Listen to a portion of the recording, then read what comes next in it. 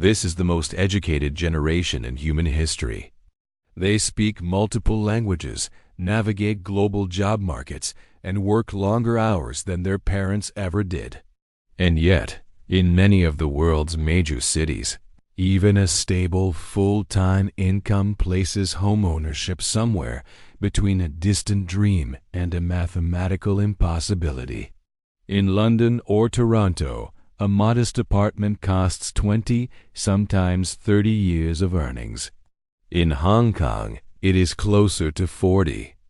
At night, half the windows in some luxury towers stay dark, bought as investments, not as homes, while just a few train stops away. Young families squeeze into units smaller than a parking space. How did a basic human need become a financial game that most humans can no longer win? And perhaps more importantly, who designed the rules of this game? Follow the story, and the system behind it may surprise you. To understand why housing has become the economic crisis of a generation, we need to step back into a world that no longer exists. A world in which homeownership wasn't just possible, it was expected.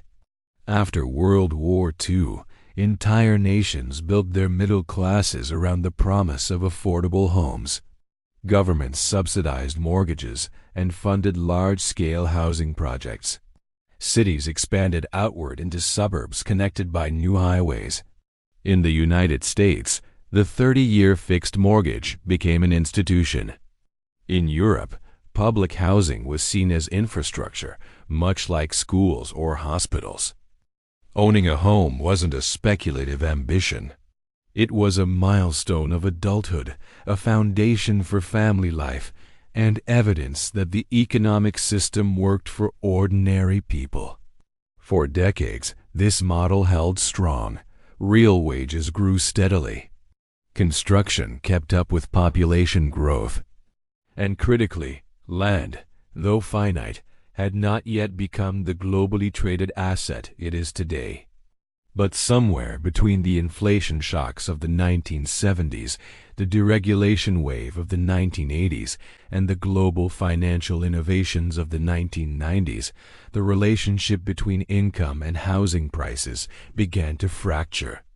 What used to be 3 or 4 years of earnings slowly crept to 7, then 10. In some cities, it broke entirely. While wages flattened, asset prices, fueled by credit expansion, falling interest rates, and the rise of global finance, surged upward like an escalator that never stops. The gap between income and housing became not just a measure of affordability, but a window into the deeper transformations reshaping modern capitalism. The first major change was cultural, but it was reinforced by policy. As homeownership grew, politicians realized something important. Homeowners vote. And they tend to vote for policies that protect and ideally increase the value of their homes. In many democracies, this group became one of the most powerful political blocs. This wasn't a conspiracy. It was a simple dynamic. When a large share of the electorate owns property, entire systems adapt to preserve property values. Mortgages became easier to get. Tax deductions favored homeowners. Zoning laws, initially designed for health and safety, turned into tools to limit housing supply, often at the request of the very communities that benefited from scarcity. Over time, the political logic became self-reinforcing. Homeownership creates wealth, and wealth defends homeownership. But the second transformation was even more consequential. Housing became financialized. That word can feel abstract, so imagine it visually. A small suburban home in the 1950s was a place to live, a way to store savings, maybe something to pass on to your children. By the early 2000s, it had become something else, collateral that could be sliced, repackaged, and sold in global financial markets. A house was still a home, but it was also a mortgage-backed security. A rental tower was still a building, but it was also a financial product sought by hedge funds, REITs, and overseas investors looking for safe returns. Two things made this transformation possible. The first was credit. From the 1980s through the 2010s, interest rates trended downward across advanced economies. Cheaper borrowing meant households could take on larger mortgages. This increased demand. Higher demand pushed prices up. Rising prices were taken as evidence of market strength, which encouraged more lending. The cycle repeated. The second driver was global capital. In a world with volatile markets and uncertain geopolitics, housing in stable cities became an extremely attractive store of value. A condo in Sydney or Vancouver wasn't just an apartment. It was a long-term bet on a safe and growing city. To many investors, whether anyone actually lived in the unit was irrelevant. This is how we entered the era of the dark towers, glittering high-rise buildings with immaculate lobbies and empty hallways. Developers marketed units not to local residents, but to foreign buyers, institutions, and speculators. Entire floors were purchased in cash. Lights stayed off at night. Meanwhile, a few kilometers away, young families competed for cramped rentals where rent consumed half their income. The contrast was jarring. A city with too many houses, but not enough homes. It would be easy to blame investors alone, but the system is more intricate and more uncomfortable than that. Consider zoning laws. In many wealthy neighborhoods, it is illegal to build anything other than a single-family home. Height limits restrict new apartment blocks. Density rules ban duplexes and triplexes. Parking requirements raise construction costs. On paper, these regulations protect community character. In practice, they restrict supply so effectively that even massive demand cannot be met. Politicians know this. Economists know this. Homeowners know this.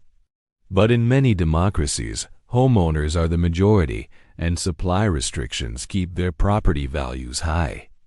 Reforming zoning is politically explosive because it touches on the one thing many households fear losing, their primary source of wealth. We arrive, then, at the core tension. Housing is treated simultaneously as a human necessity and as the cornerstone of middle-class wealth.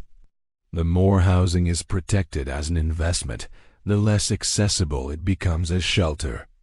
Governments try to address affordability by offering subsidies to first-time buyers, but these subsidies often backfire. When more people can bid on the same limited number of homes, prices rise again. The system treats symptoms without touching the underlying cause, supply restrictions and financial incentives that reward scarcity. If this were merely a story of market distortion, it would be frustrating but manageable. But the real-world consequences are far deeper and far more human. In cities like Seoul, young couples delay marriage because housing costs make family formation unrealistic.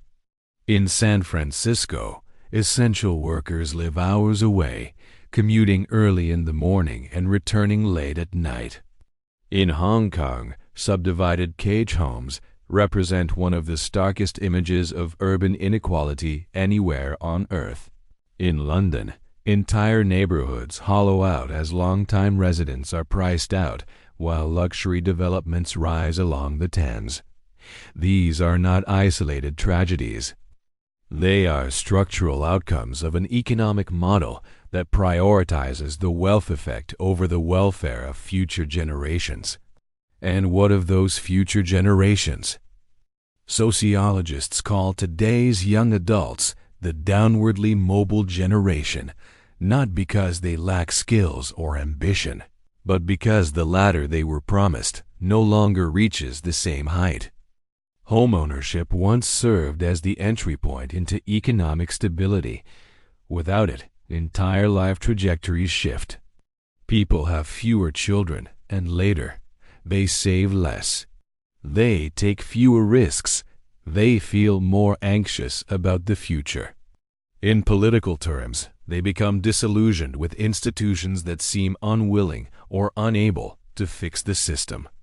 Housing, it turns out, is not just an economic variable. It is a cornerstone of social cohesion.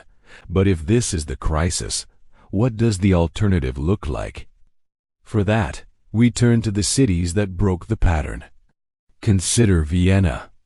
More than half of all residents live in social or cooperative housing. These units are high quality, well located, and crucially, shielded from speculation. Rents are stable because supply is abundant. Singapore built a different model, but with similar results.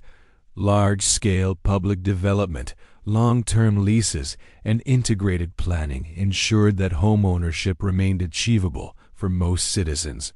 Tokyo took another approach. It made building easier. Zoning is flexible, approvals are rapid, and developers are allowed, even encouraged, to increase density. As a result, Tokyo builds far more housing each year than New York or London, even though its population is aging and shrinking. The outcome is clear. When supply is allowed to grow, prices moderate. These examples matter because they show that the crisis is not inevitable. It is constructed through policies, incentives, and choices. And what is constructed can be reconstructed. But any path forward requires confronting the uncomfortable truth that many voters, institutions, and governments have benefited from rising housing prices. In some countries, up to 70% of household wealth is tied to real estate. A dramatic fall in prices, even if it improves affordability, could destabilize the entire economy. This creates a paradox. The system cannot continue as it is, but changing, it risks undermining the very foundation on which the middle class has built its prosperity. So where do we go from here? Some advocate for sweeping zoning reform, legalizing multifamily housing, reducing parking mandates, and removing arbitrary height limits. Others prioritize taxing vacant homes, foreign buyers, or speculative investment. Still others argue for massive public investment in social and cooperative housing, treating it not as welfare but as essential infrastructure. There is no single solution, and each comes with trade-offs. But doing nothing, letting the escalator rise indefinitely, leads to a future in which homeownership becomes an inherited privilege rather than an earned achievement. The next decade will determine the direction. Demographic shifts, climate pressures, remote work, and political realignments will all reshape the housing landscape. We may see a correction in overheated markets. We may see bold reforms in cities where public frustration reaches a breaking point. Or we may see a slow continuation of the status quo, where affordability declines further and inequality hardens. The question each society must confront is simple, yet profound. Is housing primarily a financial asset or a human right? As this documentary draws to a close, consider the people who inhabit this story. The nurse who wakes up at 4 a.m. to begin her long commute. The couple who postponed starting a family because they cannot secure a stable place to live. The elderly homeowner whose entire retirement depends on the value of her home. The young professional scrolling through listings, silently calculating the impossible. These individuals are not characters in a theoretical model. They are the human faces of a system in transition. Housing reveals what we value as a society. Do we value stability enough to build it? Do we value community enough to allow density? Do we value opportunity enough to rethink zoning and incentives? The crisis before us is not merely economic. It is moral. It asks whether we are willing to design a world in which future generations can stand on the same foundation that previous generations enjoyed. And so we return to the opening question.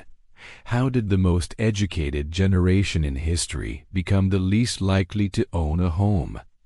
The answer lies in decades of policies, market forces, and collective choices.